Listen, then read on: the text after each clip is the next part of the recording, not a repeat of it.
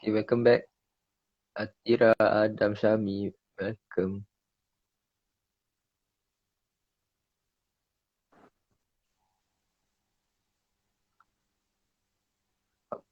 Aku tak tahu nak dengan IG aku sebab IG aku sebenarnya itu dah IG live memang sebelum ni 1 jam limit.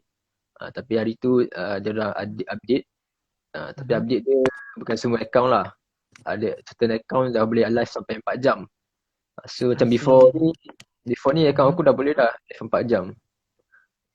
Tapi tak tahu last week punya live pun 1 jam habis.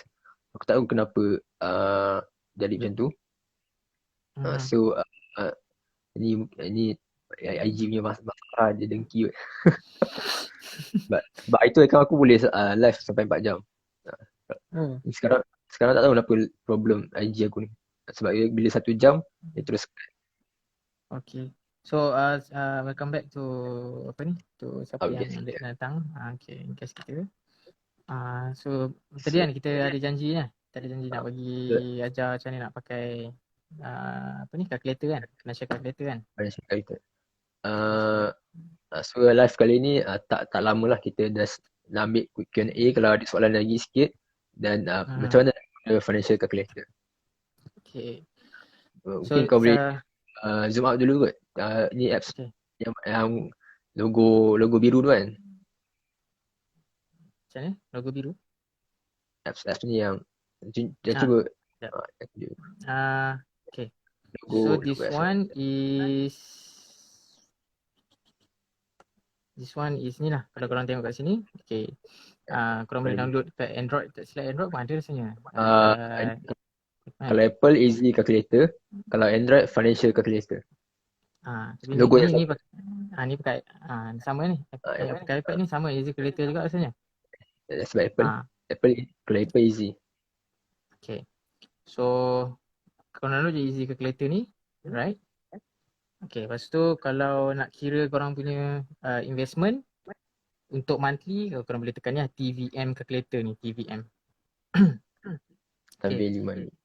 Okay, untuk TVM calculator ni, kat sini korang nampak ada present value, ada payment, ada future value, ada annual rate percent dia, period, and compounding korang boleh pilih lah. Okay. So present value ni biasanya yang orang letak lump sum lah, tak lump sum kan. Contoh kalau yang kita ambil satu situasi, orang ni dia baru kerja, dia nak simpan 500 bulan-bulan ke dalam investment lah, tapi kita panggil, contoh kita ambil satu contoh company, dia simpan dekat kenangan investor berhad. Okay. So present value, kita ambil ni lah, dia buka account 1000. So duit yang keluar daripada poket kita tak negatif lah. So jadi kita keluar daripada poket tak negatif. Negatif 1000 untuk buka account. Present value. And then payment monthly. Yang ni korang kalau korang nak tahu yang mana, korang tinggalkan kosong. Okay, contoh korang nak simpan 500 bulan-bulan. Okay, so kita keluarkan duit kan. So dia negatif lah, keluarkan simpan bulan-bulan. And then future value kita tak tahu berapa lah, tinggalkan kosong. Period kita nak period kita nak simpan berapa lama. Contohnya kita nak simpan 10 tahun. So 10 tahun period selalunya dalam kalkulator ni dikira as month. So kalau 10 tahun darab dengan 12, 120 bulan lah. Compounding monthly sebab kita ada simpan monthly kan. And then annual rate tu bergantung kepada kita simpan dekat mana. Kalau macam korang boleh google lah, kalau simpan dekat SB berapa persen, SB berapa persen, tabung haji berapa persen. Tapi kalau dekat kenanga, kita orang punya average annual rate alhamdulillah setakat 25 tahun ni tak pernah lagi bawah 10 to 15%. So average. So kita ambil yang the lowest lah. The possible worst case boleh jadi lebih 20, 25, pernah jadi 38. Tapi kita ambil yang average dan try kita ambil yang lowest lah. Okay, 10%. Okay. Right. So future value dia. So this is apa ni, kita punya dalam masa 10 tahun kita akan dapat RM105, RM109. Okay. Okay, let's say korang yang ni kalau kita tak tahu kita dah tahu nak simpan berapa dan kita cuma tak tahu future value. Tapi kalau korang dah tahu future value, macam maksudnya kita dah letak goal tadi tapi tak tahu berapa nak tolak bulan-bulan, korang tinggal lah yang Monthly. payment ni kosong. So contoh future value kita nak letak 1 million. 1 million kan. So nak simpan selama 20 tahun contoh. 240. Okay. So berapa nak simpan bulan-bulan? So kita tekan payment. So kita simpan 1,300 lebih kurang. 103,000 ni kalau kita ambil 10%. Kalau kita ambil 15, 600 setengah. Macam tu lah. So korang boleh play with the value lah. Play with the Numbers. amount. Play with the numbers. Okay. So ni untuk TVM. Okay. So ada juga compounded interest pun boleh pakai. Ni boleh pakai. Ni lagi, ni contohnya kita nak letak lump sum. Contoh kita ada kita ada 50,000. Ni I Sina KWSP. I Sina. Contoh dia keluar I Sina 50,000 ataupun buat keluar mana bawah bantal kan, Don kan? Bawah bantal ada 50,000. Letak. Monthly kita tak nak letak pun. Kita nak letak monthly. Kita nak letak lump sum, kita biar je 10 tahun. Kita orang kata apa? Biarkan duit bekerja untuk kita kan. Okay, so annual pun macam biasa kita ambil 10. Compounded, yang ni kita ambil annually lah sebab kita lump sum kan. And then month tadi, period kita letak lah, kita nak simpan berapa lama. Contoh kita letak lah 8 tahun. Okay, 8 darab 12 berapa Don? Sebab baik. Sebab kemauan lah. Kemauan lah. Okay, 96. Okay, sibuk otak laju. 96. Okay, 96. Ni 8 tahun. So korang simpan 8 tahun. So kita calculate lah. Okay, so principal yang awal-awal tu ada 50,000. And then 8 tahun kita dapat 107,179 ringgit. So dia punya untung dia ialah RM57. 57 ringgit pula. 57,179 ringgit. Okay. So korang boleh kira lah. Dia, kalau kita simpan 50,000 dalam masa 8 tahun, berapa korang punya profit untuk bulan-bulan? Korang bagilah. So tadi kita dah ada 57,179 ni. Kita bahagikan dengan 8 tahun. And then bahagi dengan 12 bulan. Itu pakai kalkulator biasa pun boleh. So kalau korang ada 50,000, simpan 8 tahun. Dalam, kalau macam company saya, kalau simpan dekat kenanga investor Berhad, korang dapat duit passive income lebih kurang dalam RM600 setiap bulan. Passive, tak buat apa-apa. Okay kan? Betul. Sama juga macam tadi. So bila kita ada interest amount ni, ini kita punya profit, total profit tadi. Boleh main nombor, jangan main nombor lain. Okay. Jangan main nombor tikam dah. So ni yang profit tadi ni dalam masa 8 tahun. So bagilah dengan 8. So dapat setahun tu untung kita berapa. So bagilah kan dengan 12. So dapatlah satu bulan tu berapa. So macam ni korang boleh kira. Ada soalan ke? Soalan. Senang je nak guna calculator ni. Kalau contoh korang nak letak 10,000. Yang contoh yang muda-muda ni maybe dia ada 5,000. 5,000. Lepas tu nak letak selalu kan dia muda kan. Dia nak letak 20 tahun. So profit ada 28,000. So ataupun korang boleh kira juga. Kalau korang simpan contoh lah, kira 5,000 ni kita biar je. Kita biar je dekat bawah bantal. So dia tak berkembang duit tu. So kita letak dekat investment, kita dah nampak dia berkembang. So kita dapat profit banyak ni selama 20 tahun. So okay lah. Tu one of the cara nak calculate lah. Yang ni tak payah nak tahu. Nanti korang pening. Dua je. Calculator ni banyak function lah. Tapi yang korang perlu salah satu compound tadi dengan TVM lah. Apa tadi calculator first? TVM Kita ingat nak nama calculator. TVM, yes. So TVM dan compounding. So boleh main-main lah dekat sini. Boleh main-main kat sini. Kalau yang calculator lain tu korang nak kira boleh lah. Tapi usually itu advisor kita pakai dua ni lah. Yang simple punya calculator. Yang lain tu Nak kereta pakai, kan. nak pakai kalkulator SPM pun boleh. Tapi korang ni ada formula lah. Itulah. Tapi tak payah lah macam tu. Kalau macam tu tak payah lah. Banyak function lah Kita tapi pening lah. da- Tak. download je yang apa yang ada. So simple kan. Download je. Yang tu. Okay, ada soalan? So, Ada simple kan? Best kan? Alright. saya korang perlu take note tadi dia akan ada beza dari segi sama ada korang letak lump sum dekat principal ataupun korang letak lump sum dan buat monthly payment and then berapa tahun ni life kedua Mel ataupun berapa dividen dengan berapa lama korang letak tu akan mempengaruhi outcome korang, result korang tadi, return korang tadi. Betul? Yang dekat bawah tu. So dia memang kena main nombor lah. So korang main nombor yang logik untuk korang lah. Janganlah gaji 2,000 korang nak letak monthly 3,000. Tak logik lah. So korang kira-kira betul lah. Tapi yang faktor-faktor yang akan mempengaruhi korang punya return dekat mana korang letak, iaitu berapa dividen korang boleh dapat, berapa lama, and then sama ada korang letak monthly ataupun lump sum principal. Kalau unit trust average memang 10% Hajah. Annually. Bukan daily ya, bukan monthly. Itu scam lah. Kalau daily tu scam lah. Dalam interest mana tu? Kalau dekat kenanga investors Berhad, alhamdulillah setakat 25 tahun ni, selama 25 tahun fund tu diwujudkan tak pernah lagi bawah 10%. Tinggi tak pernah ada. Besok kita ambil yang selamat 10% lah. Kita ambil yang average. Itu contoh. Tapi kalau korang nak kira sendiri pakai interest pun boleh. Korang nak mainkan interest 8% ke 10% ke. Tapi kalau simpan lama memang kita akan ambil average tinggi sikit. 15, 20. Tapi kalau sekejap ni ataupun dia punya modal sikit, selalu kita ambil yang amount yang selamat 10%. Alright. So tapi memang usually unit trust punya return memang annual return dia dalam 8% ke atas lah, ke 11% ikut fund lah. So korang kena research lah fund mana.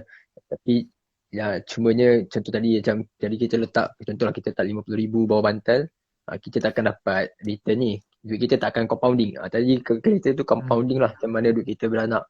So apa dia punya disadvantage kalau kita letak bawah bantal ataupun letak tempat yang tak ada dividen, kita punya duit dia makan inflasi lah. So kalau 50,000 sekarang dengan 50,000 10 tahun tadi, 10 tahun akan datang, korang akan rasa duit korang kecil lah. So sebab tu kita invest untuk lawan inflasi lah. So kalau inflasi average 3%. So kalau dari return 10%, secara general 7% tu profit lah, contoh secara kasar je lah. Yes, betul. So korang kena take note lah berapa return tu dengan inflation. Sebab 10 tahun akan datang kita tak tahu. Right. Tu ada soalan daripada Syirah. Better fokus satu unit trust atau boleh diversify? Mana soalan? Okay, better fokus satu unit trust atau boleh diversify? Okay. Dia kalau soalan ni kalau secara jawapan yang selamatnya dia bergantung pada klien lah, pada investors lah, pada anda lah. Kalau anda rasa percaya kepada satu tempat, letaklah semua kat situ. Tapi kalau anda rasa macam nak diversify, okey juga, boleh juga. Cumanya beza dia lambat ke cepat ke, profit banyak ke sikit ke. So korang kena better jumpa financial advisor ataupun korang buat research sikit. So boleh diversify ataupun nak fokus satu unit trust pun boleh. Kalau memang dah percaya, memang dah yakin yang, contoh korang dah masuk satu fund ni, so dia punya return dia memang best kan, cerita return dia best, so boleh je lah fokus nak letak kat sana. Korang pun dah compare kan dengan member korang ke, contoh korang invest kat mana kan, berapa banyak, so okey ke tak, tanya orang yang pengalaman semua okey ke macam ni. Kalau korang percaya boleh. Tapi kalau saya punya pendapat peribadi saya, kalau saya fokus kepada satu unit trust yang yang trust yang saya percayalah yang boleh bagi return. Tapi nak diversify pun boleh digalakkan juga diversify. Boleh je. Boleh je nak diversify. Okay. So diversified ni peribahasa Inggeris dia don't put all egg in one basket lah. Peribahasa Inggeris dia. Cuma untuk Syira rasanya kat sini semua yang muda-muda.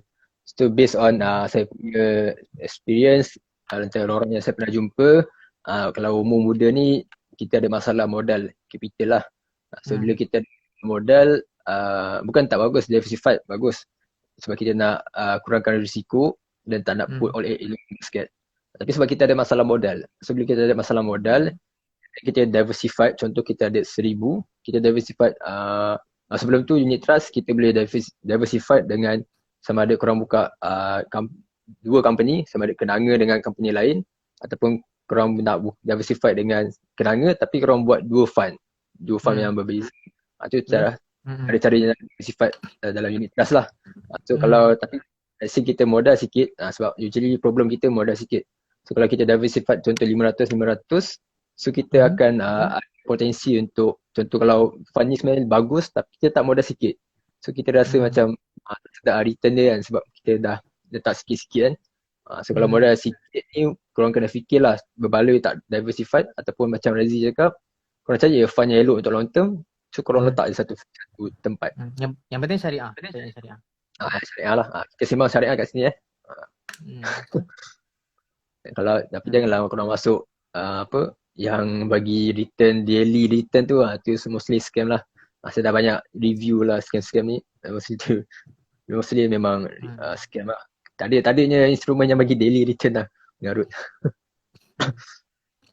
Alright, so harap menjawab tadi Syira Nadia. So next. Kita end kau apa ni? Ada boleh last soalan. Okay, so I guess kita ada hal. Macam tadi Farah kot. Dia nak pergi ni, ada klien tu tiba. Okay, daripada pergi Farah kot. Saya masuk lambat daripada alah kamu. Okay, pasal. Okay, Farah nak bertanya apa? Better pilih high amount lump sum, tambah no monthly payment, or low amount lump sum, consistent monthly payment. Sana soalan tak nampak soalan ni macam tu. Maksudnya sama ada mana lagi bagus kau letak lump sum duit tanpa monthly tanpa bulanan tu, ataupun kalau letak principal tu rendah, lump sum rendah, tapi kalau letak monthly punya payment.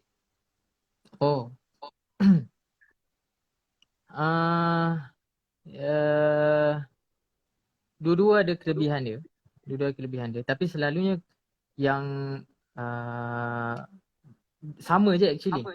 Dia kalau kita letak contoh 10 lump sum, lepas tu biar 10 tahun, and then kita letak monthly pun, lepas tu lebih kurang sama juga dengan amount yang 10,000 tu. Sebenarnya kalau kita kira kan dia punya future value dia hampir sama je actually. Cuma dia bergantung macam Tuan cakap tadi kita bergantung pada modal lah. Kalau kita tak ada lump sum, kita boleh buat monthly.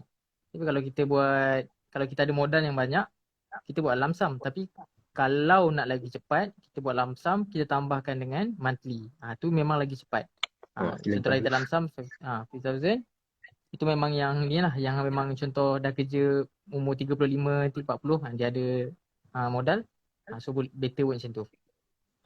Dia letak lump sum, lepas tu dia letak monthly. So okay juga.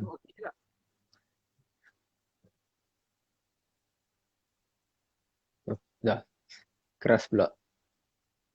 Dah habis data ke?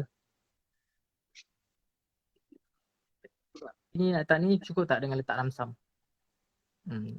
Tapi kalau tak ada modal, better ni lah, consistently monthly tu. Harap menjawab soalan. So kalau nak lagi accurate, korang pakailah financial calculator tadi. Tengok mana lagi berbaloi. Okay. Kalau tak kerti juga, DM lah. Nanti saya kira. Yes. So tu mungkin last ada lagi soalan, tapi guest kita dah nak berundur. Tapi macam Mel kalau nak buka unit trust ni, search je kat Google company apa unit trust tu. Then korang search lah consultant company tu. Tapi kalau Mel ada kat sini, kalau macam saya financial advisor. Boleh DM lah, boleh DM saya terus. Yes. Dia senang je, Kalau nak senang je. kenanga, Tak, advising. tak payah nak pergi bank lah. Kalau rasa nak invest kat kenanga, tak payah nak pergi bank dia ke, tak payah nak pergi beratur keluar rumah. Just Online. transfer duit ke dalam akaun kenanga, bukan akaun saya sebab kita bukan scam kan. Akaun kenanga, akaun kenanga bank, dah ada nombor akaun tu. So and then saya akan registerkan lah. Saya akan tulis borang, saya registerkan and then saya submit. So korang just duduk rumah je lah. Biar saya yang keluar. Abang ni boleh buka. Boleh. Yes. Sebenarnya nak buka interest senang je. Just isi borang. Sebenarnya korang bagi detail dekat Razi ni. So nanti dia akan isikan. Saya dengan borang pun saya tuliskan untuk korang. Korang tak tulis, korang detail je. Borang saya tulis, saya print, IC saya print. Nak yang perlukan IC lah, IC. Lepas tu bukti transfer lah. Korang ada transfer, bukti receipt transfer. Receipt. Receipt transfer ke kenanga bank tu. And then saya akan buka account and then bila dah ada tu korang boleh login dah ada account, dah ada nombor account, korang boleh login website tu untuk tengok dia punya performance dia, untuk tengok investment korang. Okay je, senang je. So tu menjawab soalan Mil yang kedua lah. Unit trust ada apps ke tak, boleh check pakai apps. Dia ada website. Tak semua company ada apps. Kalau tak silap, Yes.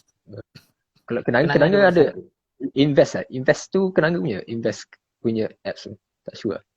Tapi tak kisahlah, dia ada website lah. Sekarang ni kita orang pakai website je. Alright. So okay juga. Macam kenal abang ni dekat TV3 tu. Dia ni apa voice. I can see your voice ni. Pandai kamu. Lagi sikit sorry. Alright lah. Yes. So yes, kita pun dah undur diri sebab kita book dia 1 jam je. Tapi kita dah 1 jam setengah ni.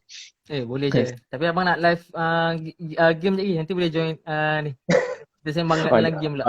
Boleh follow Sparks Gaming, tu tulis. Kontak. Dia game streamer kak. Okay. So sementara dia start apa ni, seronok. Alright. Seronok. Okay. Sementara dia type terima kasih kepada semua audience dan guest kita untuk sharing malam ni. So seperti biasa, kalau korang nak tengok balik live pertama dan live kedua replay, boleh je buka IG ataupun YouTube Daniel Nordin. Nanti saya akan post lah. Saya tak akan post malam ni lah sebab perlu ambil masa nak upload. So kau ada kata terakhir ke, Razi?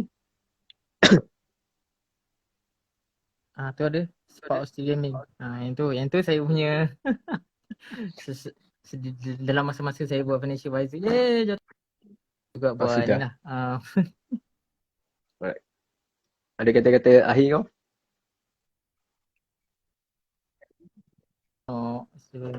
Tak ada apa-apa pun. Okay. Bosan. Alright. Masa bosan. Alright, kata-kata akhir ada? Okay.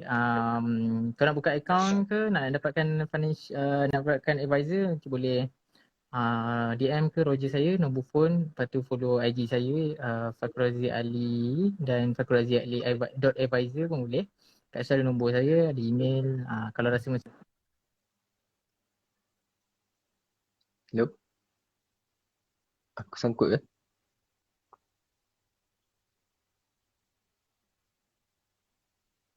Hello? Sudah, siapa sangkut ni? Okay. Hello? Lemak, siapa sangkut ni? Makin ramai pula masuk. Oh, Razi sangkut Okay, tak apa. So, aku wrap up lah. So, kalau dah left. Alright. So, terima kasih kepada semua audience dan juga guest kita Razi. Saya nak remind, kalau korang nak tengok replay, boleh tengok dekat IG ataupun YouTube Daniel Nordin. Dan kalau korang perlukan financial advice ataupun nak buka akaun kenanga, dia keras hilang terus tu. Nak buka akaun unit trust kenanga, boleh contact Razi. Ataupun korang nak Takaful Hong Leong, MSIG Takaful, contact Razi. Kalau korang nak tanya tentang Great Eastern Takaful, boleh contact saya. Dan jangan lupa follow Instagram saya, Daniel Donor dan juga Razi, fakrulrazi.ali. Alright, terima kasih semua. Selamat malam, jaga SOP. dan stay safe.